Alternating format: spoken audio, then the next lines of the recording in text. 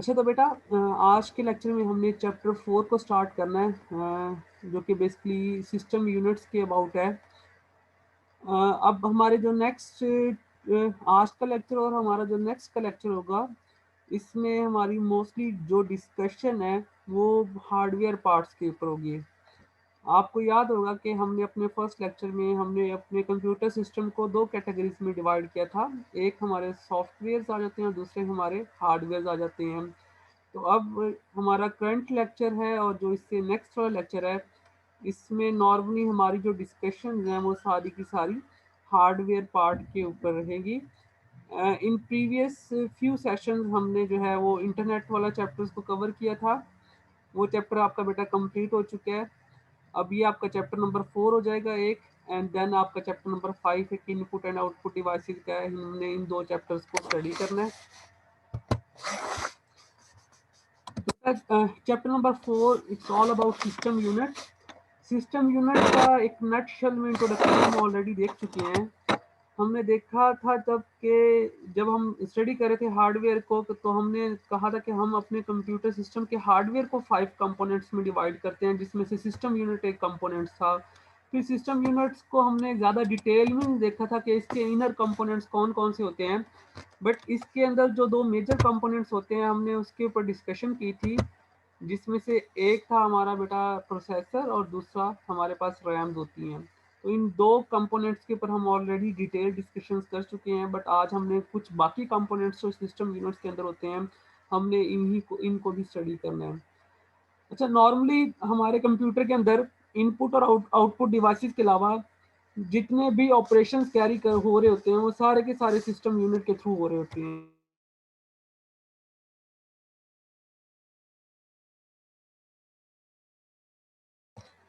Main के जो most of data processing होती है हमारे कंप्यूटर्स के अंदर, तो वो हमारे सिस्टम यूनिट्स के थ्रू ही परफॉर्म हो रही होती है। बेसिकली सिस्टम यूनिट्स एक एक ब्रॉडर टर्म है और इसके अंदर फिर बहुत सारे फर्दर कंपोनेंट्स आ जाते हैं।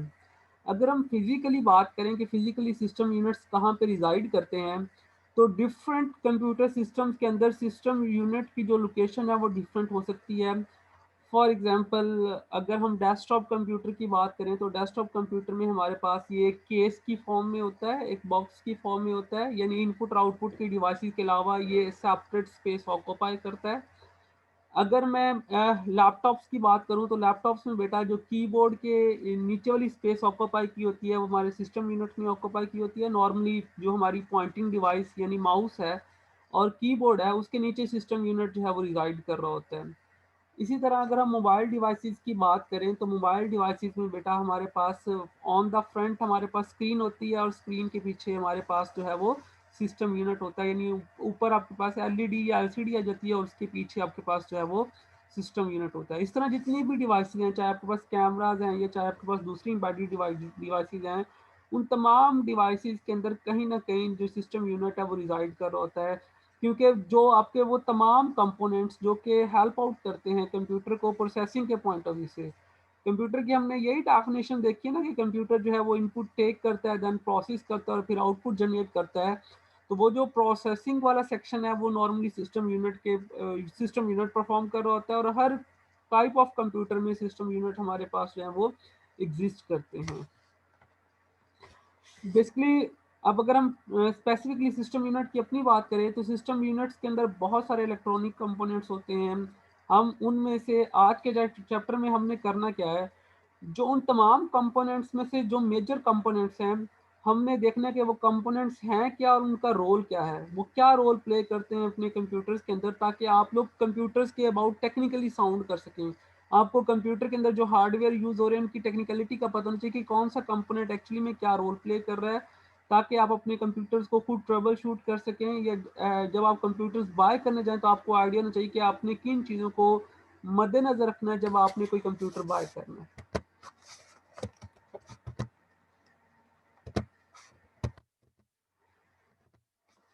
ये बेटा कुछ ऑन नेक्स्ट स्लाइड्स हमारे पास सिस्टम यूनिट, आप पहले अगर डायग्राम में देखें तो ये बेसिकली आपको एक डेस्कटॉप कंप्यूटर का सिस्टम यूनिट नज़र आ रहा है, जो कि नॉर्मली एक केस या एक बॉक्स की शक्ल में होता है, और इसके अंदर बहुत सारे कंपोनेंट्स होते हैं। आपके पास इलेक्ट्रॉनिक्स कंपोनेंट्स जो होते हैं वो लगे हुए होते हैं। अगर हम उन कंपोनेंट्स को ब्रॉडर कैटेगरीज में डिवाइड करें बेटा, तो हमारे पास इसमें ड्राइव बेस आ जाती हैं, पावर सप्लाई आ जाती है, साउंड कार्ड्स आ जाते हैं, वीडियो कार्ड्स लगे हुए होते हैं, हमारे पास एक या एक से ज़्यादा प्रोसेसर्स लगे हुए होते हैं, इसी तरह हमारे पास मेमोरी डिवाइसेस आ जाती हैं इसके अंदर। तो हमने ये जो कंपोनेंट्स हैं सिस्टम यूनिट्स के, इनके ऊपर हमने डिस्कशन करनी है इन डिटेल आज के लेक्चर में।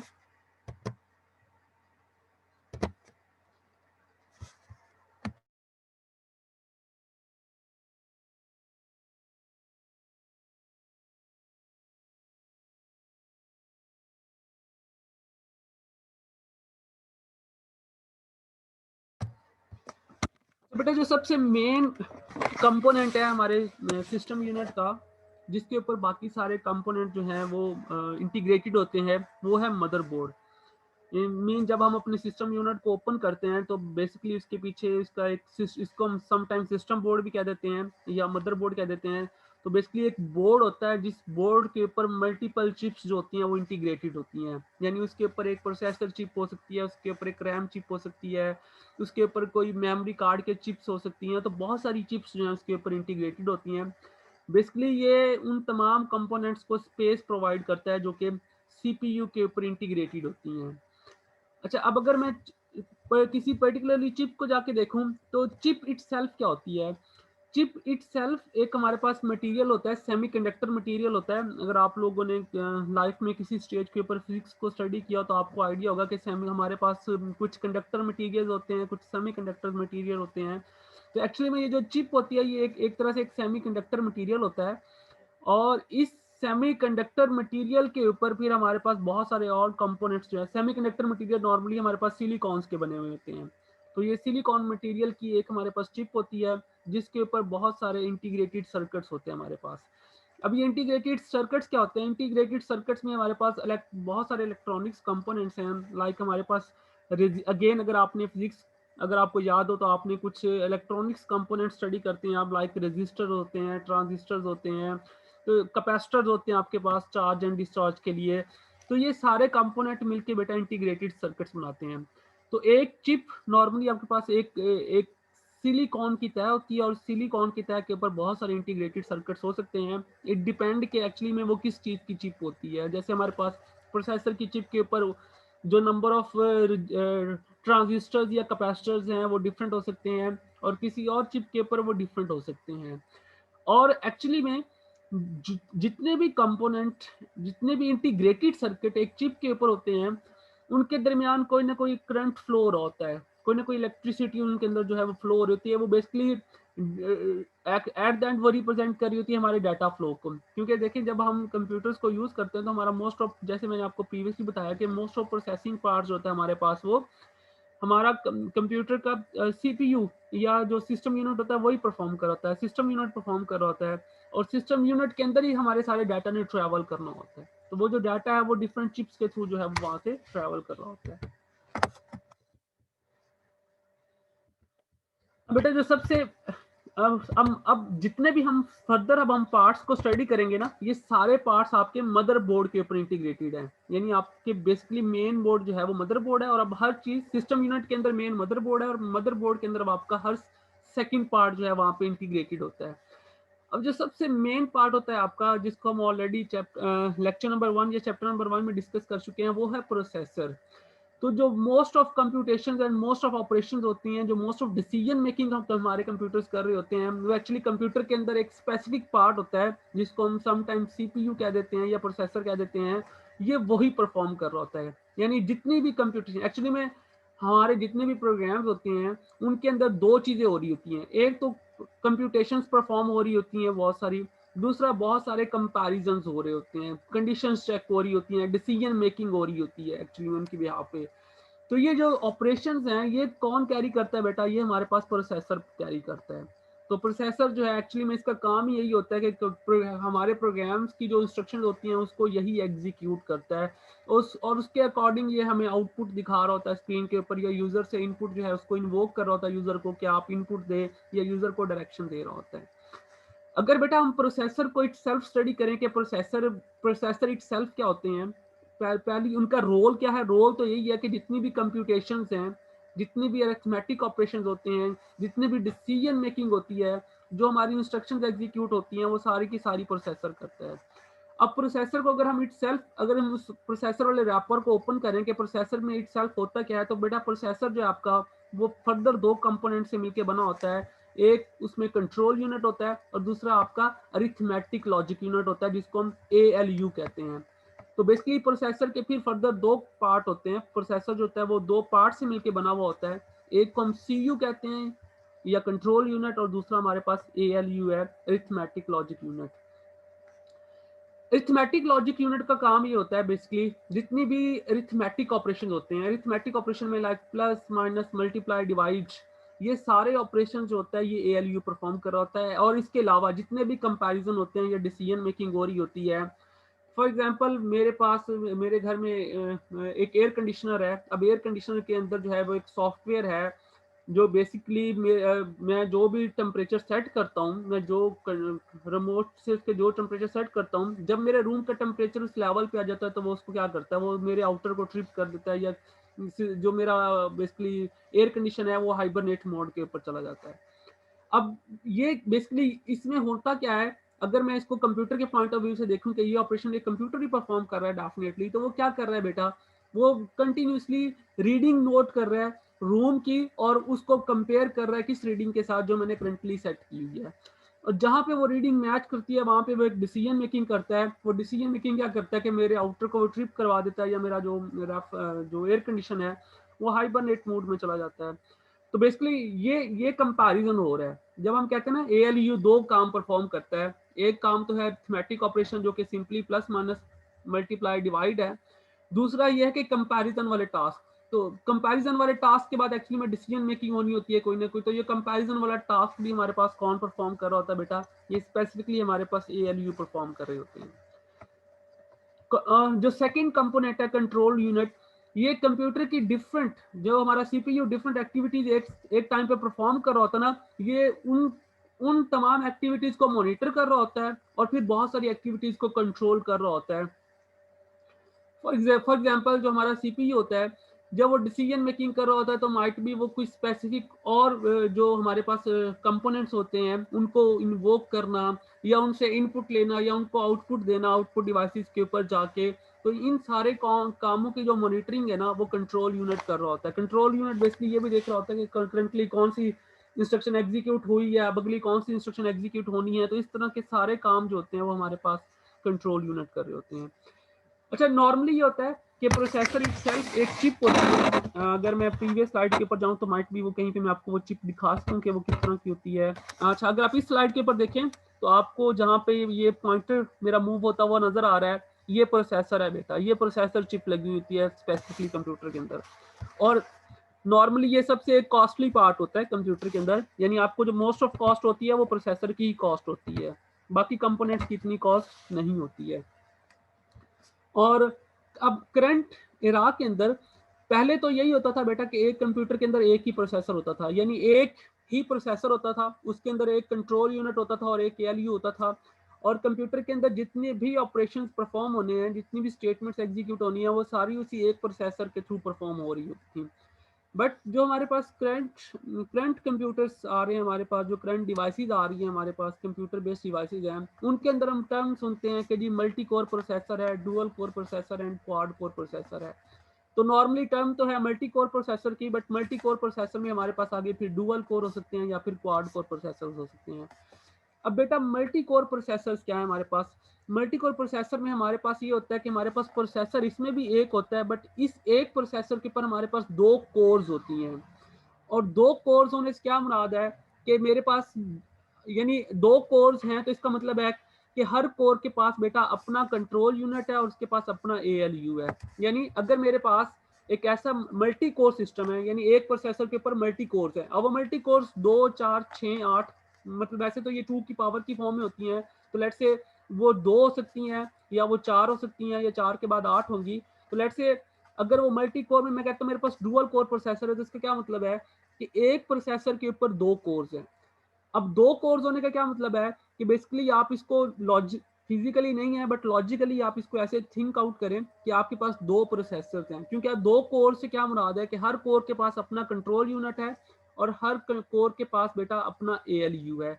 अब इसका मतलब है कि आप सेम टाइम पे आपके दो डिफरेंट कंट्रोल यूनिट है और दो आपके पास एएलयू है, तो इसका मतलब है कि आपकी जो कंप्यूटेशन स्पीड्स हैं वो बढ़ गई हैं। इसी तरह क्वाड कोर में क्या होगा, इसका मतलब है कि आपके पास प्रोसेसर फिजिकली एक ही है, बट फिजिकली प्रोसेसर के ऊपर आपके पास कंप्यूटेशन कोर चार हैं। तो चार कोर्स का क्या मतलब है कि आपके पास सीयू कितनी होगी, आपके पास चार हो गए, और आपके पास एएलयू कितने होंगे, आपके पास वो भी चार हो जाएंगे। तो आपके पास चार कंट्रोल यूनिट है और चार एएलयू है, यानी हर कोर का अपना बेसिकली एएलयू होता है और हर कोर का अपना कंट्रोल यूनिट होता है।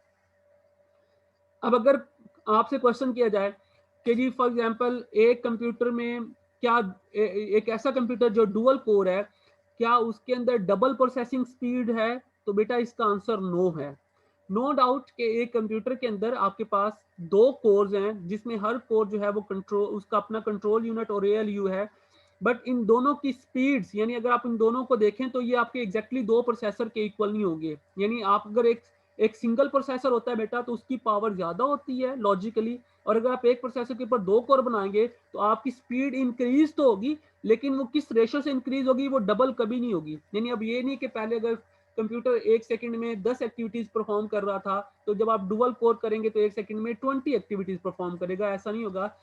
अलबत्ता इतना हो सकता है कि एक सेकंड में अब जहां वो पहले 10 ऑपरेशन परफॉर्म कर रहा था, अब वो एक सेकंड में हो सकता है 15 से 15 टू 18 ऑपरेशन जो है वो परफॉर्म कर ले। तो उसकी स्पीड इंक्रीज होती है, बट वो डबल कभी भी नहीं होती। जब हम बात करते हैं मल्टी कोर प्रोसेसर्स की, तो इसका मतलब ये नहीं कि जितनी कोर्स बढ़ रही हैं आपकी इतनी स्पीड जो है वो पैरेलली इंक्रीज हो रही है, तो पैरेलल इंक्रीज नहीं होती, वो इंक्रीज होती है लेकिन वो रेशो थोड़ी इसकी कम होती है।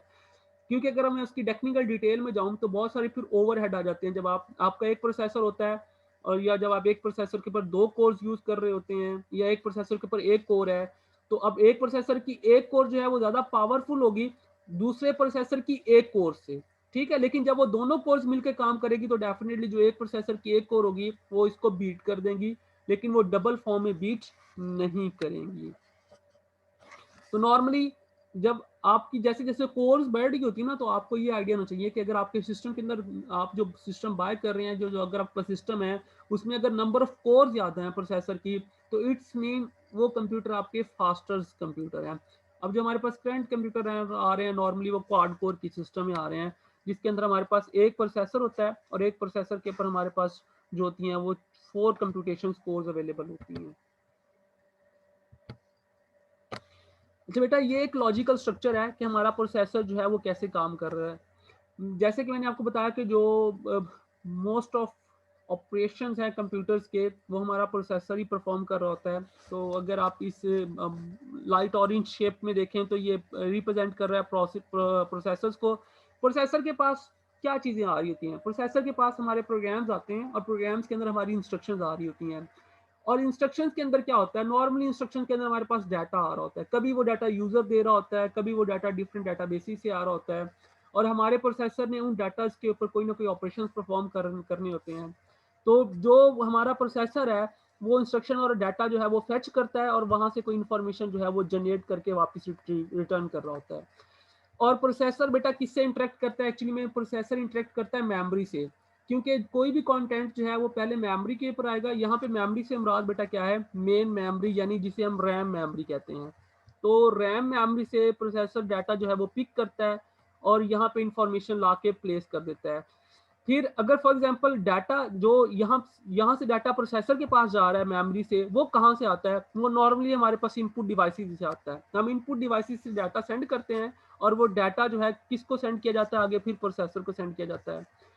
और इसी तरह प्रोसेसर वहां से बेटा क्या क्या आपको रिटर्न करता है, वो इन्फॉर्मेशन रिटर्न करता है, और जो इन्फॉर्मेशन वो रिटर्न कर रहा होता है वो कहाँ पे डिस्प्ले हो रही होती है, हमारे पास नॉर्मली आउटपुट डिवाइसेस के ऊपर डिस्प्ले हो रही होती हैं।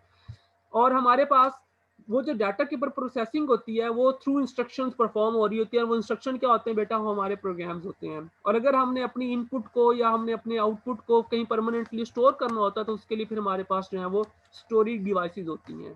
तो बेसिकली कोई भी चीज जो हमारे पास इन या आउट हो रही है वो through processor he in out हो रही है। यानी बेसिकली वो हर चीज़ पहले आती तो मेमोरी के ऊपर है, मेन मेमोरी के ऊपर है, लेकिन वो मेन मेमोरी से फिर हमारा प्रोसेसर के पास जाती है और प्रोसेसर इसको फिर फर्दर मेन मेमोरी पे सेंड करता है और मेन मेमोरी से आगे फिर डिसाइड होता है कि अब अगर ये डाटा, ये अगर इंफॉर्मेशन है तो क्या ये आउटपुट डिवाइस पे जानी है या ये इसको हमने स्टोरेज डिवाइसेस के ऊपर जाके राइट करना है।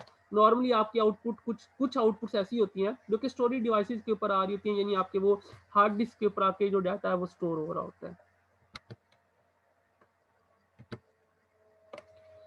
बेटा अगेन ये प्रोसेसर्स के जो दो कंपोनेंट्स जो मैंने आपको अभी समझाए हैं, एक कंट्रोल यूनिट है और या एक आपका एएलयू है, इसके ऊपर हमारी डिटेल से बात हो चुकी है। अच्छा बेटा, अब प्रोसेसर अपने ऑपरेशंस को कंप्लीट करने के लिए ना वो कुछ साइकिल्स, उसका जो हर टास्क होता है ना उसको कुछ साइकिल से गुजरना पड़ता है, यानी 4 स्टेजेस हैं जिनसे गुजर के हमारा हर ऑपरेशन जो है वो प्रोसेसर परफॉर्म करता है। वो 4 स्टेजेस कौन सी बेटा? सबसे पहली स्टेज होती है फेच की। अगर आप नीचे वाली डायग्राम को देखें तो बेसिकली ये एक साइकिल की फॉर्म में दिखाया गया है कि आप कंप्यूटर जितने भी आपका प्रोसेसर जितने भी टास्क परफॉर्म करता है वो इन 4 स्टेजेस से गुजर के अपना एक साइकिल पूरा करके वो टास्क पूरा होता है। फॉर एग्जाम्पल मेरे कंप्यूटर ने, लेट से मैंने कंप्यूटर में कैलकुलेटर यूज कर रहा हूँ और मैंने अपने कंप्यूटर को एक इनपुट दिया है या मैंने इसको एक ऑपरेशन परफॉर्म करने का कहा है, लाइक मैंने इसको ऑपरेशन कहा है 2+3 करने का। तो ये 2+3 का जो ऑपरेशन है बेटा, ये इन 4 स्टेजेस से लाजमी गुजरेगा। पहली स्टेज क्या होती है बेटा? फेच की। फेच में हमारा प्रोसेसर क्या करता है बेटा? अगर मैं वापस इस डायग्राम पे आपको जाके समझाऊं तो ज्यादा चीजें बेहतर होंगी। देखें, जब मैंने कंप्यूटर को इनपुट दी अपनी, तो वो इनपुट डाटा था और वो डाटा कहाँ पे आके स्टोर होगा? वो मेमोरी के ऊपर आके स्टोर होगा। अब सबसे पहले मेरा प्रोसेसर क्या करेगा? मेरा प्रोसेसर यहाँ से डाटा और इंस्ट्रक्शन, इंस्ट्रक्शन क्या होगी? कंप्यूटर को नहीं पता, प्रोसेसर को नहीं पता टू वैल्यूज को क्या करना है, तो यहाँ से मैंने टू वैल्यूज दी हैं, तो यहाँ से कोई इंस्ट्रक्शन बताएगी उसको, कैलकुलेटर की कोई स्पेसिफिक इंस्ट्रक्शन बताएगी उसको कि टू वैल्यूज को प्लस आउट कैसे करना है। तो बेसिकली मेरा प्रोसेसर सबसे पहले क्या करेगा? उस पर्टिकुलरली इंस्ट्रक्शन को फेच करेगा और उस इंस्ट्रक्शन के साथ जो डाटा है उसको भी फेच करेगा। फेच करना कहते हैं रिट्रीव करना, गेट करना किसी चीज को। तो पहला स्टेप क्या होगा बेटा? प्रोसेसर जो है वो फेच करेगा। जब प्रोसेसर के पास इंस्ट्रक्शन भी आ जाएगी और इंस्ट्रक्शन से रेलिवेंट डाटा भी आ जाएगा, तो फिर बेटा वो उस डाटा को डी कोड करेगा। डाटा डी कोड करने से क्या मुराद होता है? नॉर्मली जब हमारे पास यहाँ से डाटा फैच होता है बेटा, तो डाटा फैच नहीं होता एक्चुअली में, डाटा की लोकेशन फैच होती हैं, यानी मेमोरी के ऊपर डाटा कहाँ पड़ा हुआ है उन लोकेशंस को फैच किया जाता है। फिर सेकंड स्टेज यानी डी कोड स्टेज में क्या किया जाता है? जो लोकेशन फैच होती है मेमोरी की, कि मेमोरी में कोई चीज कहाँ पड़ी हुई है, डाटा कहाँ पड़ा हुआ है, तो वहां से जाके उस डाटा को पिक किया जाता है। यानी लेट से मैंने 3+5 दिया, तो ये 3+5 मेमोरी में किसी लोकेशन पे स्टोर था, तो फिर उसकी लोकेशन को जो है वो डिकोड किया गया एक तरह से। तो सेकंड स्टेज बेटा डिकोड होती है। इसी तरह थर्ड स्टेज होती है बेटा एग्जीक्यूशन की। अगर मैं वापस डायग्राम पे आऊं तो थर्ड स्टेज होती है बेटा एग्जीक्यूट की, यानी जो इंस्ट्रक्शन डिकोड हुई है या और यानी उसके अंदर उसका डाटा भी आ गया और ऑपरेशन भी आ गया, तो फिर उसको एग्जीक्यूट किया जाता है, यानी वो अप्रोप्रिएट ऑपरेशन परफॉर्म किया जाता है। अब अगर वो प्लस का ऑपरेशन है तो प्लस का ऑपरेशन परफॉर्म कर दिया जाएगा, माइनस का ऑपरेशन है तो माइनस का ऑपरेशन परफॉर्म कर दिया जाएगा और डाटा कंप्यूटर के पास आ चुका होगा। जब वो उसको एग्जीक्यूट करता है तो फिर हमारे पास जाके स्टोर का ऑपरेशन, यानी जो रिजल्ट की जो इन्फॉर्मेशन उसने कंप्यूट की होती है उसको वो कहीं ले जाके स्टोर कर देता है, या इन अदर वर्ड उसको स्क्रीन के ऊपर ले जाके वो डिस्प्ले कर देता है।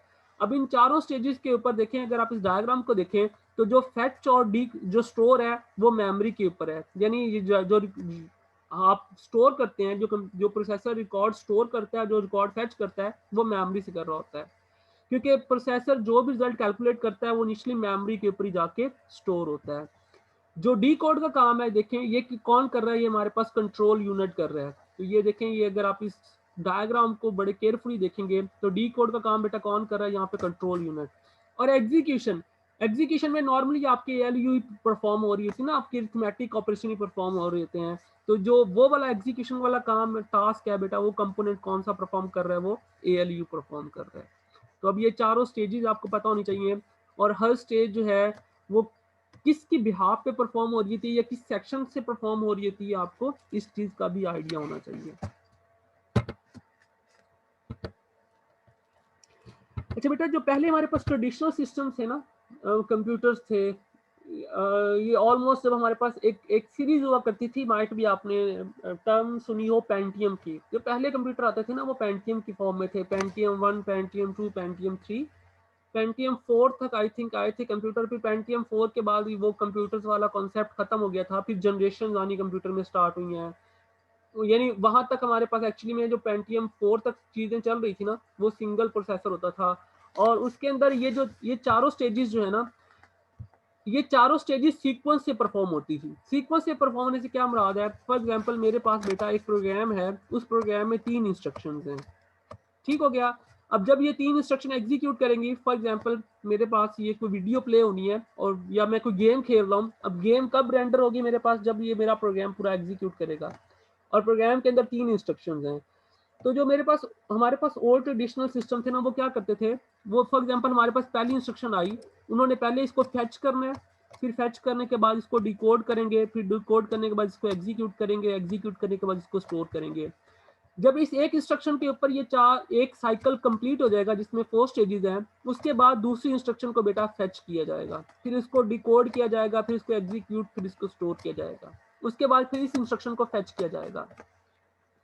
अब कंप्यूटर के अंदर जो हर ऑपरेशन होता है ना, वो कोई सर्टेन अमाउंट ऑफ टाइम ले रहा होता है। अगर आप सपोज करें कि कंप्यूटर के अंदर बेटा ये जो एक ऑपरेशन है ये 1 सेकंड लेता है, फॉर एग्जांपल फैच 1 सेकंड ले रहा है, डिकोड 1 सेकंड ले रहा है, आपके पास एग्जीक्यूट 1 सेकंड ले रहा है, स्टोर 1 सेकंड ले रहा है। तो आपके ये तीनों इंस्ट्रक्शन कितने सेकंड्स में एग्जीक्यूट होंगी एक्चुअली में? यानी हर इंस्ट्रक्शन 4 सेकंड में एग्जीक्यूट होगी, तो टोटल आपको लगेंगे बेटा 12 सेकंड्स। यानी आपके इस प्रोग्राम का जो एग्जीक्यूशन टाइम है ये 12 सेकंड्स में एग्जीक्यूट होगा, फैच से लेके एग्जीक्यूट होने तक कंप्लीटली ये 3 इंस्ट्रक्शन 12 सेकंड्स में आएंगी। बेटा ये बहुत ही स्लो टाइम है। वैसे तो सेकंड्स में टाइम नहीं होता, टाइम नैनो सेकंड्स में होता है, बट जस्ट टू एक्सप्लेन मैंने इस टाइम को रिड्यूस किया है। फिर बाद में बेटा इस टेक्नोलॉजी को जो चेंज कर दिया गया था पाइपलाइनिंग के साथ। हमारे पास जो करंट हमारे पास जो कंप्यूटर्स आ रहे हैं उनके अंदर पाइपलाइनिंग है। पाइपलाइनिंग में क्या होता है बेटा? फॉर एग्जांपल अगर आप इस डायग्राम को देखें, नीचे वाली डायग्राम को देखें, तो ये ऊपर वाली डायग्राम मैं आपको समझा चुका हूँ। ये देखें, ये इंस्ट्रक्शन 1 जो है, ये इंस्ट्रक्शन 2 का ही है। पहले basically fetch, decode, execute, store, उसके बाद इंस्ट्रक्शन 1 आ गई है, या पहले इंस्ट्रक्शन 1 कह लें, बाद में इंस्ट्रक्शन 2 कह लें। अब बेटा करंट सिस्टम हमारे पास क्या होता है? हमारे पास इंस्ट्रक्शन 1 फॉर एग्जांपल फेच होती है, और जब इंस्ट्रक्शन 1 डिकोड के ऊपर जाती है तो क्योंकि फेच पीछे फ्री बैठा होता है तो इंस्ट्रक्शन 2 जो है वो साथ ही फेच हो जाती है। इसी तरह इंस्ट्रक्शन 1 जब एग्जीक्यूट के ऊपर जाएगी, इंस्ट्रक्शन 2 डिकोड के ऊपर जाएगी, तो पीछे फेच अगेन फ्री हो जाएगा, तो फिर इंस्ट्रक्शन नंबर 3 जो है वो फेच कर ली जाएगी। इसी तरह जब इंस्ट्रक्शन नंबर 1 फिर आफ्टर 1 सेकंड जो है वो स्टोर के ऊपर जाएगी, तो पीछे हमारी इंस्ट्रक्शन 2 एग्जीक्यूट पे आ जाएगी, इंस्ट्रक्शन 3 जो है वो हमारी डिकोड पे आ जाएगी, फेच अगेन हमारा फ्री हो जाएगा, तो इंस्ट्रक्शन 4 जो है हमारी वो फेच हो जाएगी। इस तरह अगर आप देखें, आपकी पहली इंस्ट्रक्शन एग्जीक्यूट होने पे कितना टाइम लगेगा? अगर बेटा आप हर ऑपरेशन के लिए 1 सेकंड लें, तो आपकी पहली इंस्ट्रक्शन जो है वो 4 सेकंड लेगी। लेकिन आपकी इंस्ट्रक्शन 2 कितने सेकंड लेगी? बेटा ऑन 5th सेकंड आपकी इंस्ट्रक्शन 2 एग्जीक्यूट कर जाएगी, ऑन 6th सेकंड आपकी इंस्ट्रक्शन 3 एग्जीक्यूट कर जाएगी, एंड ऑन 7th सेकंड, क्योंकि आपकी अब हर इंस्ट्रक्शन दूसरी इंस्ट्रक्शन के पीछे ही चल रही है, तो 7 सेकंड्स के अंदर आपकी ये चारों इंस्ट्रक्शन चल जाएगी। बट अगर आप इसको सीक्वेंस वाइज देखें, यानी जो ओल्ड ट्रेडिशनल सिस्टम थे जिनमें पाइपलाइनिंग नहीं थी, इसलिए देखें यहाँ पे लिखा हुआ है विदाउट पाइपलाइनिंग, उसमें 2 इंस्ट्रक्शन एग्जीक्यूट होने पे कितना टाइम लगेगा बेटा? आपको 8 सेकंड्स लगेंगे। तो हमारे पास जो करंट जितने भी सिस्टम आ रहे हैं उनके अंदर ये जो स्टेजेस हैं इनको पाइपलाइनिंग में परफॉर्म किया जाता है। यानी पाइपलाइनिंग में क्या मुराद है? एक स्टेज जैसे ही पिछली स्टेज फ्री होती है ना, तो एक नई इंस्ट्रक्शन उस स्टेज को ऑक्यूपाई कर लेती है, जबकि पहले ऐसा नहीं होता था। एक इंस्ट्रक्शन चारों स्टेजेस से गुजरती थी, चारों स्टेजेस फ्री होती थी, फिर एक नई इंस्ट्रक्शन जो है पीछे न्यू स्टेज में लाइन अप होती थी।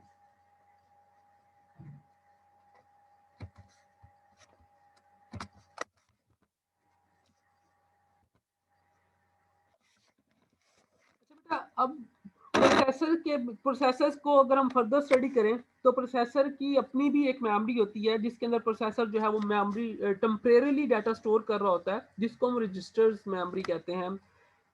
नॉर्मली देखें, प्रोसेसर्स को तो नहीं आइडिया होता कि उसने कोई टास्क कैसे परफॉर्म करना है, और वो एक टास्क के लिए वो मल्टीपल स्टेप्स को यूज कर रहा होता है।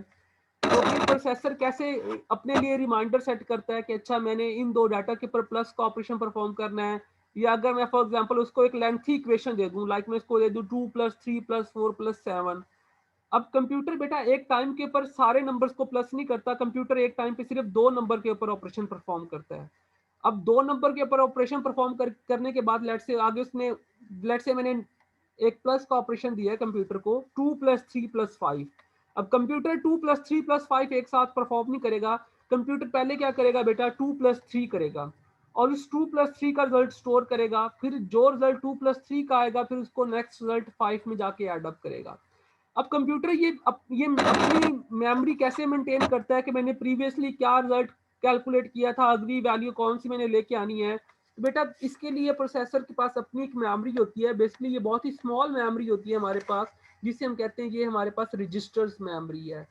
तो प्रोसेसर जितने भी इंस्टेंट टाइम के ऊपर जितनी एग्जीक्यूशन कर रहा होता है, अब एक स्टेटमेंट जो एग्जीक्यूट हो रही है उससे रेलिवेंट जो उसने डाटा अपने पास स्टोर करना है उसके लिए उसके पास रजिस्टर्स होते हैं, और रजिस्टर्स के अंदर वो समटाइम इंस्ट्रक्शंस को भी स्टोर कर रहा होता है और वो डाटा को भी स्टोर कर रहा होता है। इसको हम समटाइम प्रोसेसर की मेमोरी भी कहते हैं। और ये मेमोरी भी बहुत इंपॉर्टेंट होती है अगर आपने एक फास्टर कंप्यूटर लेना है। तो कोशिश किया करें जब आप कंप्यूटर या लैपटॉप बाय किया करें तो आप ये भी देख लिया करें कि आपके पास रजिस्टर्स मेमोरी जो है वो कितनी स्पेस के अंदर वहां पे आ रही होती है, क्योंकि रजिस्टर मेमोरी जितनी आपके पास ज्यादा होगी आपका कंप्यूटर उतने ही फास्टली ऑपरेट किया जाएगा। और प्रोसेसर बेटा जितनी भी एक्टिविटी परफॉर्म करता है ना उसके लिए वो सिस्टम क्लॉक यूज करता है। ये सिस्टम क्लॉक क्या होता है बेसिकली,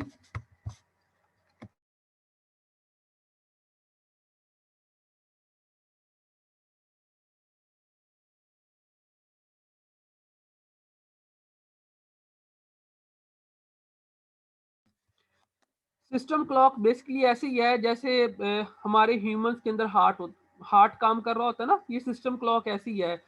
यानी बेसिकली कंप्यूटर काम करता है टिक के ऊपर ना, क्लॉक के अंदर जैसे टिक्स होती है ना बेटा, ऐसे कंप्यूटर के अंदर भी टिक्स होती हैं।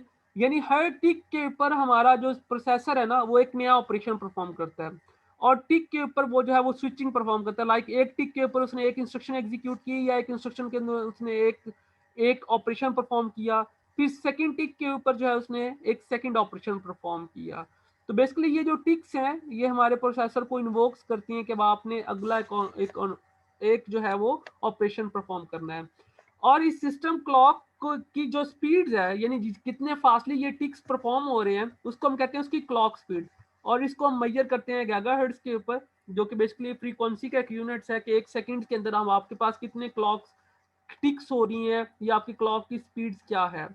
तो नॉर्मली अगर आप प्रोसेसर्स को देखें तो उनकी स्पीड भी गीगाहर्ट्ज के अंदर आ रही होती है ना, कि एक सेकंड के अंदर बेसिकली उनकी कितनी टिक्स होती हैं, उसकी क्लॉक स्पीड क्या होती है। बेटा सेशन एंड होने वाला है, आप इसको मैं इसको एंड कर रहा हूँ, आप इसको दोबारा से ज्वाइन कर लें, लास्ट मिनट चल रहे हैं आपका।